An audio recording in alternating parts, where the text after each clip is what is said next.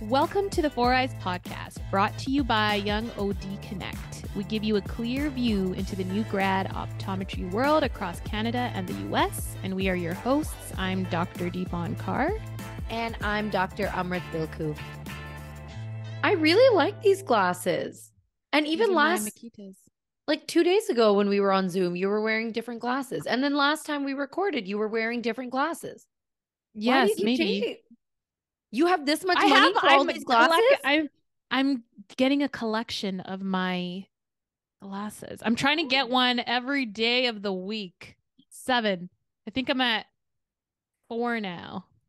Wait, that's so cool. Wait, why?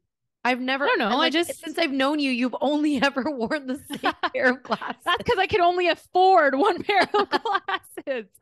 No, it's because, I work at an independent eyewear clinic, so I'm taking advantage. So these ones are Makitas, and they're cool because they're very lightweight. Yeah. And for higher prescriptions, it's nicer. That looks similar to Or Green. So we're gonna carry that at Northern Site. So it's all titanium, like metal frames, super lightweight, really skinny frames, like nothing over the top. And then it's funny, like just like yours right now, they're all bright colors. And so when you look at it, you're like, whoa, like that's way too neon. But then the minute you put it on your face, I don't know what they do. That's what, when I first saw these on the like little rack, I was like, oh, those are too orange. And I put them on and I was like, oh my God. They don't even look that orange. Like they kind of look pink. I mean, everyone who's listening to the podcast is really missing out. So maybe you guys should stop and watch this episode. Oh yeah. I'm like gyrating my head side to side so you guys can like enjoy the glasses more. I'm a huge fan of Makitas. I wasn't before, and then after I got my own pair, I was like, oh, these, now I know why so many people love these. Yeah. So what other pairs do you already have then? My other pair, it's a little bit of a thicker frame. It's LM. And then my other lighter ones are Garrett Light. And then those are popular. And my other ones are actually from Bailey Nelson. Oh, cool. They're my clear ones that I got a long time ago, like in our earlier podcast. I think you even said, you were like, where are those glasses from? Yeah. I was like, they're my new ones. That's when I actually first started working at Bailey Nelson. And then okay. gave me a free pair. So you're aiming to get what, 3 more then? 3 more, possibly more. I don't know. Oh my God, that's so fun. I know. I never was like a glasses person, even though I wore glasses every day, but I didn't really care. And now I think it's because the eye stylists and opticians I work with at Sphere, that they kind of inspire me to get more glasses. Well, it makes a huge difference. Like that's what I'm trying to learn right now too, is how to sell multiple pairs and how to make a story about it and convince people. So yeah, like my shoe analogy is like top notch like analogy, because like it makes people really like stunned. Oh yeah, I didn't count my sunglasses, so I also have like so I guess I have Ray-Bans and I have Crew sunglasses. Nice. But like right now, we just put our inventory out on our shelves for all of our frames. So yeah, like every day right now, right before the clinic is about to, get ready to be open, I'm literally just like, ooh, let me put these on. Ooh, yeah. Ooh, I like these. And Manraj is like, oh God, I hope we sell all these frames. I'm like, it's okay. I'm buying 8 of them anyway, so I'll just pay it off. I know, that's what happens though. I feel like when you get your new collection in, everyone that works at the clinic is like, oh, let me just try all these on. Yeah. Actually, what was really interesting that I wanted to share with the listeners was we just went to Alaska in May. So, I mean, who knows when this episode will come out, but we were there in May and we went to go see Dr. Alex Kuhn, our fellow Four Eyes co-host. We missed Rav, Dr. Randawa. She was supposed to be there too. But yeah, it was like the trip of a lifetime. So if no one's been to Alaska yet, you need to go. Call Dr. Kuhn. or make friends with the local there to do like local activities, because I feel like it would be a much different experience compared to the people who go on the cruise. Cruise is obviously more relaxing. I think we should have done that in hindsight. What Alex made us do? I mean, yeah. So Alex Kuhn was born and raised in Alaska. So she is an Alaskan girl through and through. Yeah. But yeah, go to Alaska if you're pretty outdoorsy. You like to hike. You like to be out the door, And like you like to healthy. be outdoors. Yeah, and like if you like seeing mountains, if you like seeing animals. Yes. Lots of animals. Grizzly bears. Oh my Deer, God, you will moose. definitely see a moose. Yeah, on the highway. You will see a moose every day. If it's a Yeah. baby moose, if it's an adult moose, whatever it is, you will definitely see a moose. You'll see sheep, you'll see goat. Yeah. It's it was very, very fun. And yeah, the best part was we got to spend time with Alex.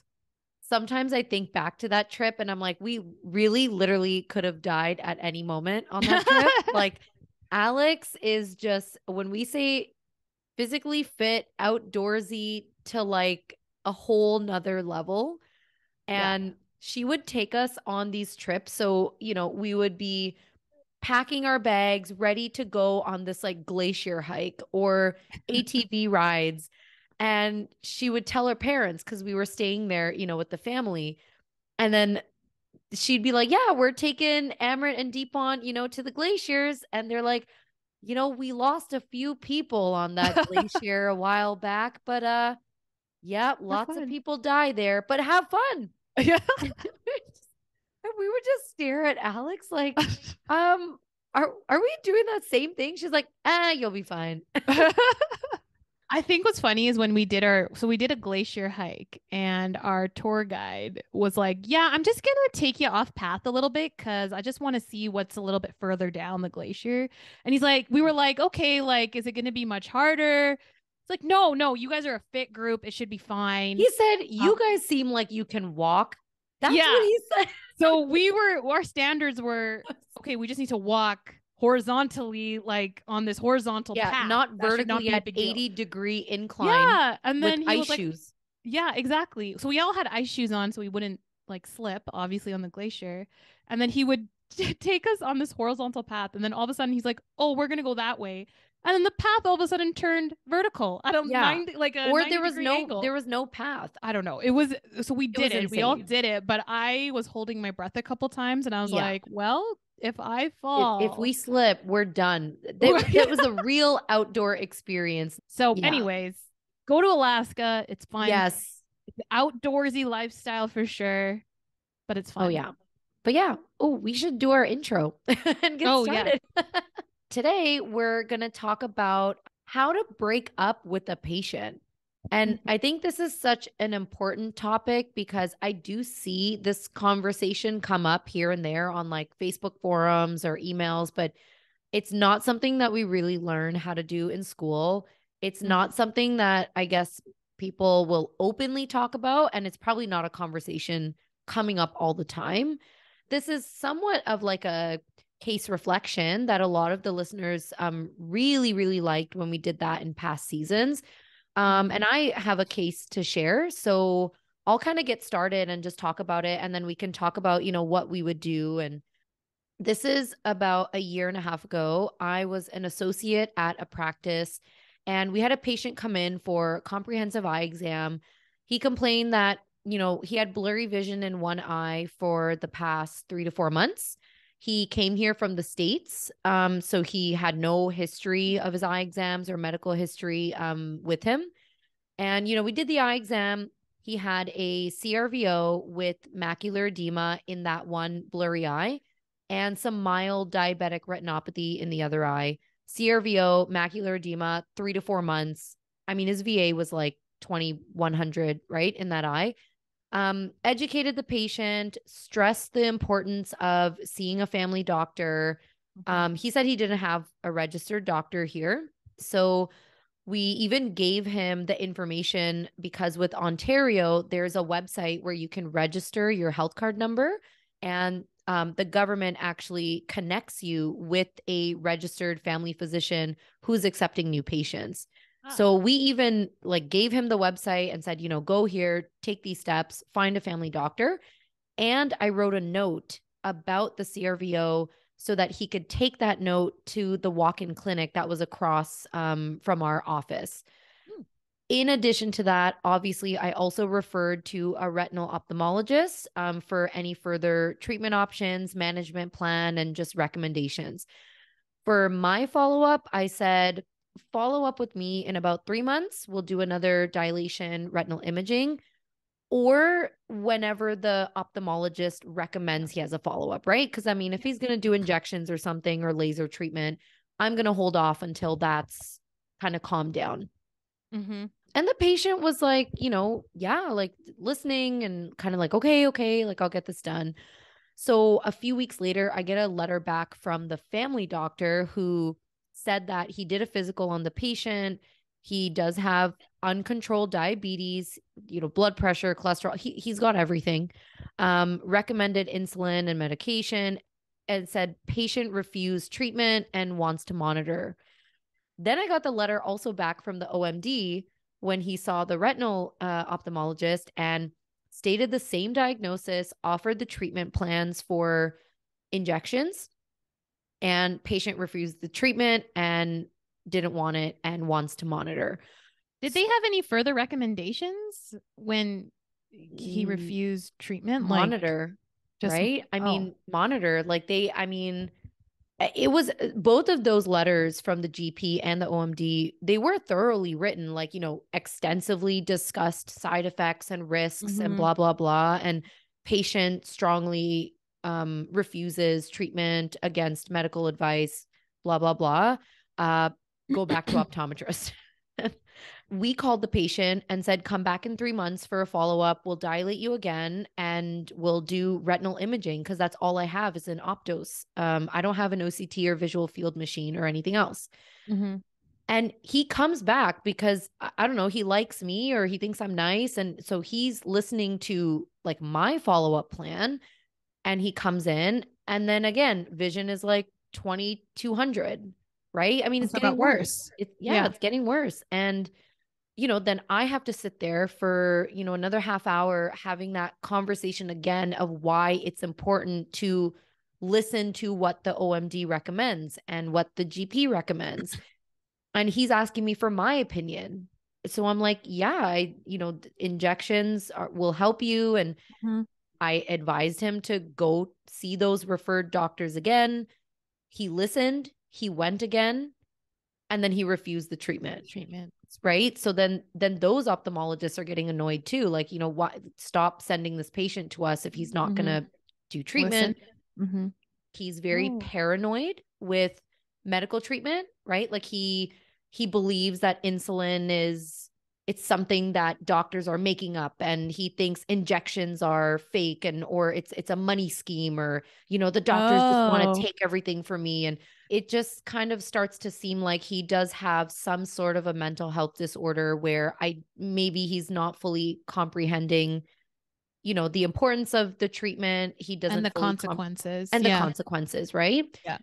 After like 3 or 4 visits like this, he's also then emailing my staff every week, like articles about, insulin or anti-VEGF treatment. And he's like sending 2-page long emails to my staff saying, I don't want to follow what these doctors are saying. I want Dr. Bilkhu to send me to someone else, or I want Dr. Bilkhu to follow this, and I don't believe this stuff. And so he's taking up our staff time, because then our staff is like, what do we do with these emails?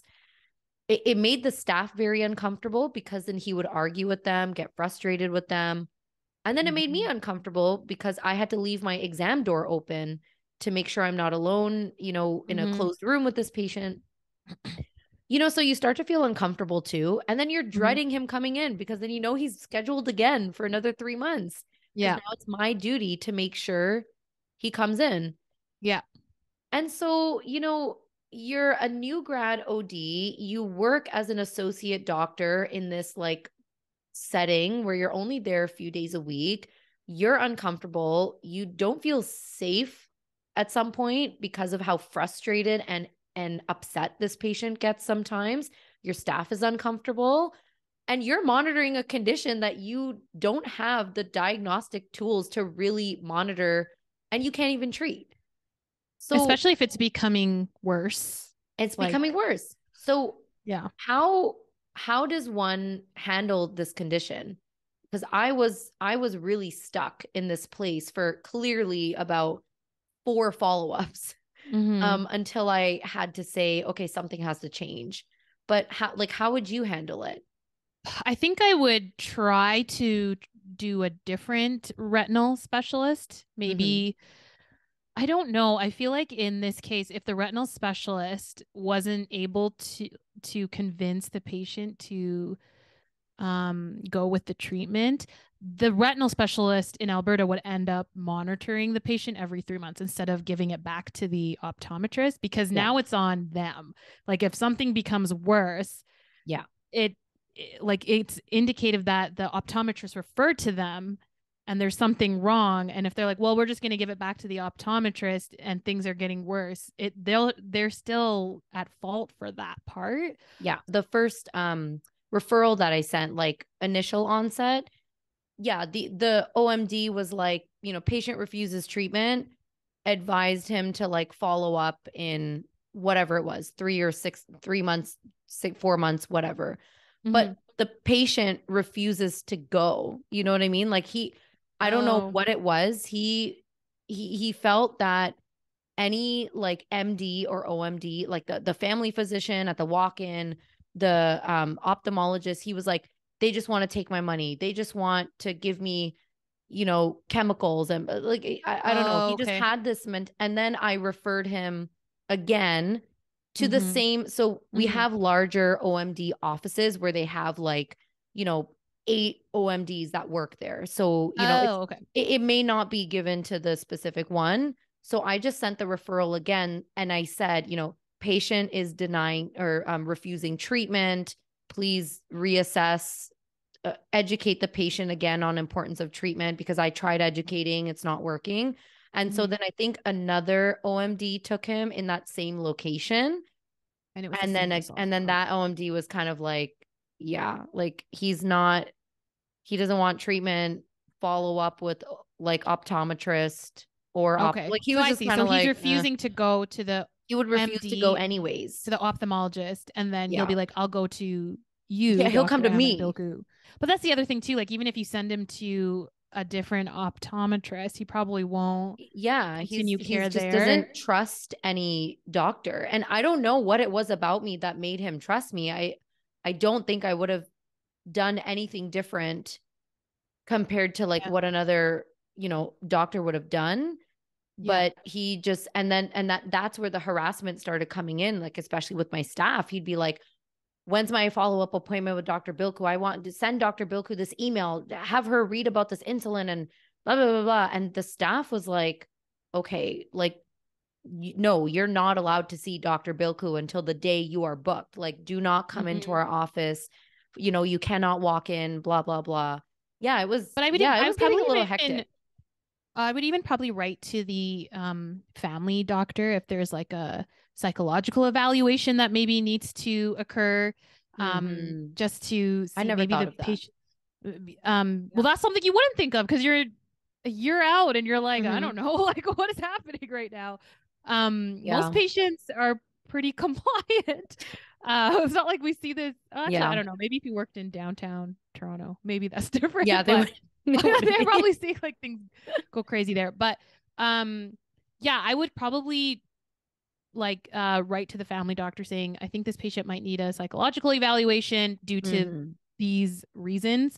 And if the family doctor agrees or disagrees, again, that's up to them. There's only so much you can do. Yeah. There's only so much you can do at that point. But again, I still, just from what you're saying with your staff and how you in general felt around the patient, that feeling of being uncomfortable or unsafe, you have to fire that patient from the clinic. Yeah. Because again, it's how you guys are feeling. Like I would understand if this patient came in every 3 months, but was nice to the staff and fair to you. Like, yeah, then okay, fine. You can see them every 3 months and just check how things are going. But the point where you feel unsafe or threatened or your life is at risk at any point, you have to, or anyone's life in the clinic is threatened, you have to fire the patient. Yeah. As an associate and a new grad, I didn't really know that we would have any say in firing a patient in a practice that I don't own. So, and that's honestly why I think I went through 4 follow-ups with this person until the last one. He was shouting at my staff when he came in. And after I did his eye exam, I was like, I dreaded coming in for a week because I knew he was scheduled. Like it's not okay to feel like that. And I spoke with my employer, and the minute I told my employer about it, they were like, why didn't you tell me earlier? Like, yeah, we can, like, no, don't book him anymore. Don't see that patient. And I don't know why I was so shocked that I was like, I didn't know that I had a say in that. You know what I mean? Like, I just felt like as an associate, you're not involved in the handling of, patient care and dynamics like that with the clinic. I feel like was like, no, don't see that person anymore. So it was relieving to hear that. Well, that's good that he handled it that way, like the owner of that clinic. But I feel like some owners might be like, well, I'll see the patient. They don't have to see you. So I'll see that patient. And then if it doesn't work, maybe with the owner, then they'll, be like, okay, now this patient can be. Which makes sense too, because I would think that too. Like the owner is the one who kind of makes that final decision to say who's fired and who's not. But I don't always agree with that, because I feel like if you're telling the owner that you feel unsafe and the staff feels unsafe, that should be like, especially if there's multiple people saying that should be an easy, okay, we're not seeing this patient anymore. But I feel like there'd be some clinic owners who'd be like, well, no, let's see if I can figure out what's going on with this patient, etc. And then if there's nothing resolved, then we can let go of the patient. But I don't know. I would do what that owner did. And if you're saying like, look, this is the situation with the staff and me, I would immediately be like, oh yeah, no, we're not. That's fine. We'll let go of this like patient. not scheduling anymore. Yes. So that's how I handled the situation in the beginning. But even after that step, I still didn't know what to do after, right? Like now you know that you want to fire a patient or break up with the patient. So the first thing that I started writing down like tips for what new grad ODs and maybe even student ODs can do if they're in that situation. Even the first day that you feel like you had a really uncomfortable situation with the patient, at least just bring it up. Bring it up to staff, because the staff is going to observe those patients, right? At the front desk, in the optical. Talk to the staff and be like, did you get any sort of a vibe from this patient? Anything? And if they all say yes or no, you can kind of, get a sense of, is this something that I should just kind of keep in the back of my head, but, see that patient one or two more times, see if it was just all in my head.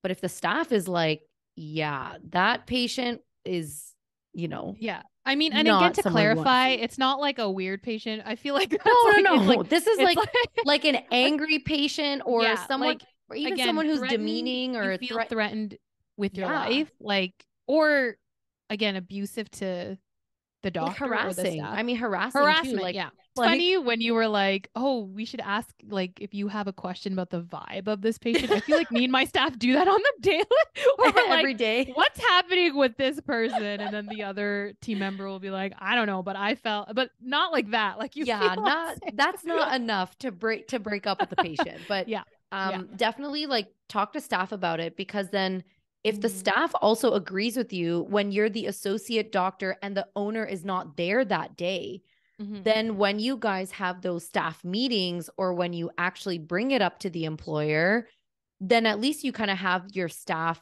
to also support what you're saying.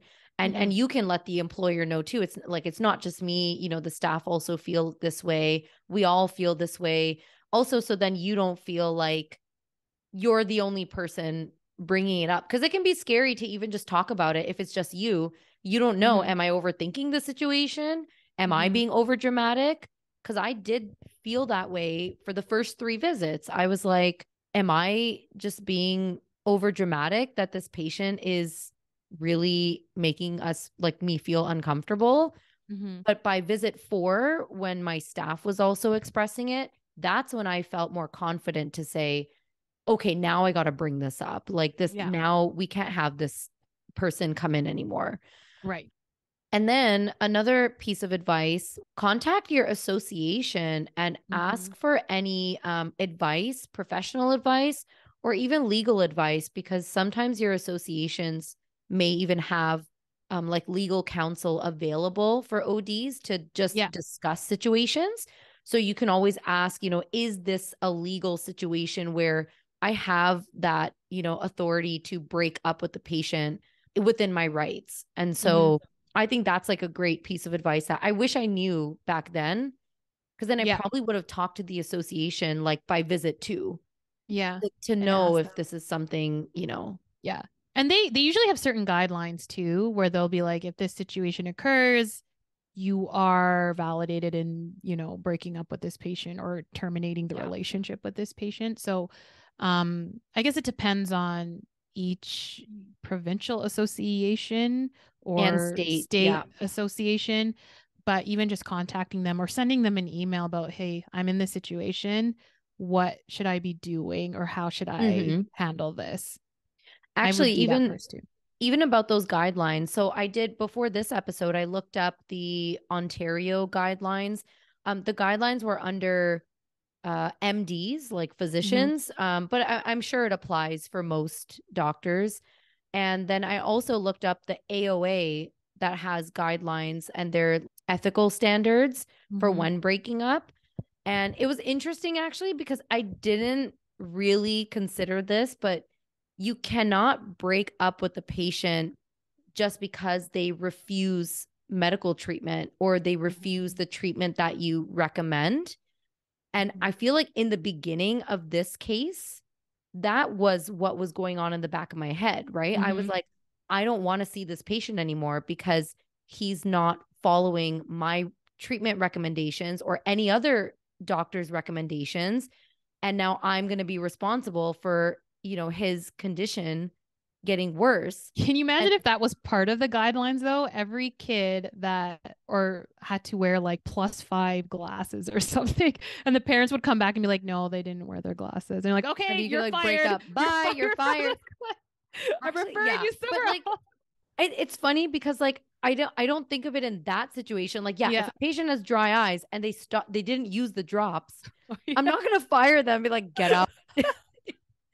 But you know what? I never thought about it that way. I think it's because when you said things were getting worse, and he still wasn't following the treatments that you advised him to do, then it's like, what are you supposed to do? What are you supposed to do in that situation? And things are getting worse and he can potentially go blind, because you definitely do not want to be the last doctor that sees that patient. And so what do you do to get out of that? Like, how do you get out of not having to be the last doctor before this patient spirals downwards? And so just an FYI, you cannot break up with the patient legally just because of that, but you can break up with the patient when their behavior is offensive to you and the staff, if you feel unsafe, or if they've harmed anyone, or, you know, if there's verbal and or physical abuse, harassment, all that kind of stuff. So then, of course, by, you know, follow up 3 and 4, I had more of a case to document and say, okay, now this is the reason why I'm going to break up with this patient. But yeah, that was interesting. And so, like you said, Deepan, what do you do, you know, when the patient's just not following treatment? You have to document the crap out of your chart. Yes. And so he had a lot of documentation, like yeah, every sentence word for word. I think that's the one thing we definitely, or one of the most important things we learned in school. I always remember during my rotations, they're like, if you didn't document it, it didn't happen. It's so So true. in these kind of cases, I think, yeah, even my attending ODs were like, if you have a complicated patient or someone is just not listening to your treatments all the time, or they're just not compliant, you have to document. This was like a lot of our, I think, when we did a lot of glaucoma cases, because not everyone is Yes. compliant with their glaucoma Mhm. medications. So yeah, document, because besides the behavior of this patient, if they were like very friendly to you and your staff, Mhm. but they would come in and you're like, okay, like, did you do any of the treatments or see the ophthalmologist? And they're like, nope. Like, okay. So, like, then you continuously tell them, well, now you're counting fingers in your one eye. Can you imagine So, your AP, like your assessment plan is like, patient didn't listen. yeah. No problem. Yeah, but I mean, it's like then you do a follow up every month and they Yeah. still continue. So I feel like, but the thing is, if that patient were to come back and be like, I went blind because you Yeah, didn't tell me, because of no, you. it's not, you have Mhm. all that documentation. That's when it becomes really, really important to document every little Every thing, even sentence. every sentence comes out of this patient's mouth, even the way they're behaving, Mhm. which follow-ups they had, whichever doctor, because Mhm. those doctors will have documentation. So it's just really to cover your Yeah. butt if And anything then illegal occurs or illegal another occurs. tip when documenting, make sure you list the solutions that were thought of Mm-hmm. and talked about during those initial occurrences, especially when Yes. there's behavioral problems like with the patient, even that. So, did you let the patient know of their behavior, or did you, do anything to try and change the patient's responses so that they would calm down or anything like that? Just anything that you tried to do to resolve the issue, write that down too. Yes. Because yeah, it's true. If you didn't document it, it didn't happen. And there's so many ODs that I worked with in the past years that would always look at my charts and be like, "Why are you writing so much?" And I'm like, "Because one day the lawyers are gonna find me, and I'm gonna That's be true though. We sued." do. And I definitely know I take it for granted. Like yeah, something so simple, I'll be like, even if you have, everyone has their eccentric patients, and it's like, mm, well, you got to be careful because if you don't document what you said, or exactly, that's a good point, like what your solutions were, what the yeah, recommendations were, yeah, um, to the T, it can bite you later on. yeah, So really bad. So now let's say you finally decided to break up with the patient. What do you yes. do next? You have to write your notice of termination, or you have to write an official certified letter with your header on there, your signature Mhm. that informs the patient that they are going to be terminated from the practice in a certain amount of days. So, of course, you have to give them a reasonable, at least 30-day notice, and make sure you send that letter where it's tracked, and they need a signature or like a return receipt to make sure that the patient has actually received the letter.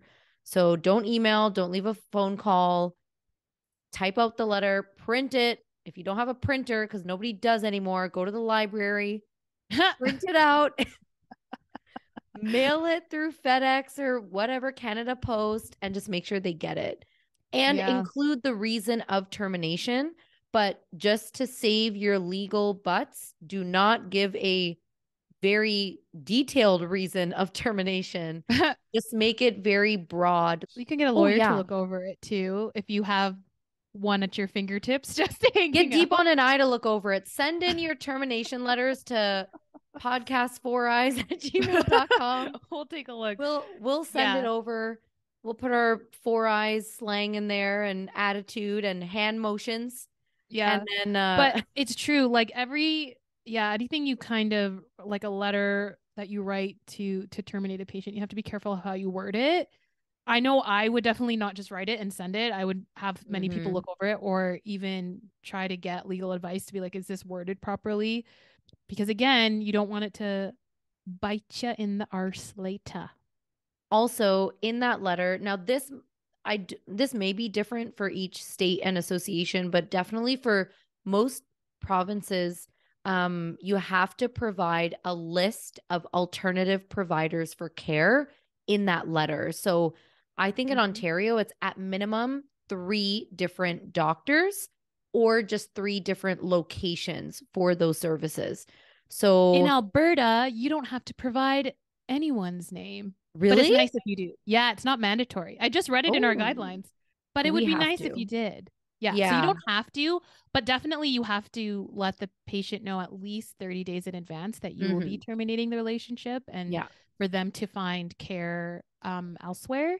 But Hmm. we are not required to Yeah. give another optometrist or ophthalmologist name. It Yeah. would And be I think this is why we're stressing like, make sure you look at your state or provincial association because guidelines. Cause it's different I know in everywhere. Ontario, I think we have to. A really funny comment that was made from another OD in like a Facebook forum was I basically, for any patient that I absolutely dislike and break up with, I recommend the 3 most least favorite optometrists in the neighborhood, which I don't recommend because we are all colleagues. We all need to uplift each other. But when I read that, I thought it was just so funny. I was like, oh man, I was like, that's Can you hilarious. imagine if your clinic is getting all these like letters of like, could you please provide this patient care? And you're like, wow, so many Wow, so referrals. many referrals. Amazing. Yeah. But why are these patients so shitty? Like, no, just But kidding. you do still have to, I think, provide emergency care to that patient before the termination date, or even I think after the termination date if they don't have another doctor like registered that they can see before you. So and it's like emergency medical care, like, whatever, horrible foreign body in the eye, chemical Mhm, splash, you have to at least inform your staff that, mhm. hey, we're going to release this patient. This patient's not going to be with us anymore, but if they call, if they walk in, do your emergency triage. If it's seriously an emergency situation, we do have to schedule them in. We Yes. have to see them. So just communicate that with your staff too, so that they're not turning the patient away. Because again, that'll bite you in the arse. Yeah. That'll be our next series. What will bite you in the arse plus good vibes? Goodbye. And then just give like if there is a healthcare provider, eye care provider that is willing to take on the patient, just letting them know, like giving them a heads up about Mm-hmm. exactly what's going on and why you want to transfer care, just so they are aware. Mm-hmm. Same Yeah. with not just other healthcare providers, but healthcare providers that are associated with the patient and their insurance companies or networks. I think you Mm-hmm. also have to send a letter to all of them and let them know that you're just officially not that patient's eye care provider anymore. I Mm-hmm. don't think it's necessary to tell them why, but I think Mm-hmm. you have to inform them like, this patient is not at my clinic anymore. Oh They're not yes. my Oh yeah. patient. So leave me alone. Don't call me. Don't text me. Bye. Yes. It's just like I don't know if anyone's had a case where they fired a patient, but that patient refused to go see another eye care provider and was like, "No, I would only like to see this person." So, I don't know what would happen in that situation. But I mean, I don't know. you'd have to talk to your lawyer then, right? Because at the end of the day, your letter already says Yeah. it's not a mutual decision. It's Yeah. like, I've decided you're not welcome here anymore. Yeah. I've read, like, honestly, on the Facebook groups, like I've read those stories, right? Like on Odie's on Facebook, we had to call the police on this guy I and know. like I he had think to I've read walk some in and reviews too on a couple clinics in Calgary where there was a person who left a horrible review about some clinic and the clinic owner responded saying, "You are no longer welcome at our clinic because you constantly abuse our staff and the other optometrists that are here. So please discontinue writing these reviews because you are no longer a patient here." And I was like, oh, this patient just like keeps on coming back probably to this clinic and just like harassing staff. And like, yeah, but then it's like, it's crazy because you like the optometry world is not that dramatic. But when you're like, I got to call the police on this. Yeah. Then you're just kind of like, okay, then you're like, that's a whole nother level. That's a whole nother level that I haven't seen yet. Maybe it's more common in the States. But that's what you would do. I read one where they were debating of getting like an actual restraining order on a patient who continuously kept coming in and they were fired and the patient like abuses the staff and yells at them and does whatever. And then, you know, you don't know what these people are carrying and what they have in their pockets. Oh my God. Yeah. Nowadays. Yeah. And so, one was like, I need a restraining order. And I was like, this is like a whole nother world of firing a patient. And I don't want to fire patients because of that. You don't know how they're going to retaliate. So get your lawyer ready to go just to make sure. Those are all the tips, you know, for the episode and just to kind of really make sure that everyone who's listening has a little bit more direction and feels a little bit more confident in how to break up with the patient and how to do it properly and legally. I'm so lucky, like knock on wood, I have not had that sort of an experience since that one patient. So yeah, I just thought it was a really interesting case that I don't think a lot of people openly talk about. And I'm glad we talked about it today because what you're saying as well makes me feel better knowing like how I handled the situation. You had similar thought processes to me. So, and I'm sure a lot of people will probably go through the same motions. Yeah. So yeah, I hope it was helpful. Yeah. It's a really, like I was going to say, there's certain situations where I feel like, and I think Dr. Hardeep Kataria talked about this, where there's certain situations where even girls feel uncomfortable, but then there's other associate or owner ODs that are like, oh, I don't feel that way. Like, it's so different compared to you being the optometrist in a closed room alone with them. And their face is literally so close to you in a slit lamp. It's a whole different and close quarters, like your whole. Right. So like, so if even at that point, if your staff even doesn't feel like it's a big deal, if you still feel uncomfortable, it's valid because you have a different experience. This is why I believe in some forms of AI or some forms of remote testing. Telehealth, physically be there, and have some robot that's just like doing what I'm telling. It's so true. But yeah, we can wrap this episode up. It was a short one. We wanted it to be kind of like a case reflection style, and we really hope that you guys learned a bit from this episode. We hope that you guys resonate with the experience. Hopefully this has helped anyone out there who might be in a similar experience. And share your experiences with us. You know, comment on our Instagram videos, email us, DM us, let us know what you think about the episode. And hopefully we'll have a few more cases down the road to share with you guys. Thanks for listening to Four Eyes, the podcast series brought to you by YoungOD Connect. Be sure to subscribe and follow us on Instagram or YouTube at Four Eyes Optom for more content. And we'll see you guys next time. Bye. Bye.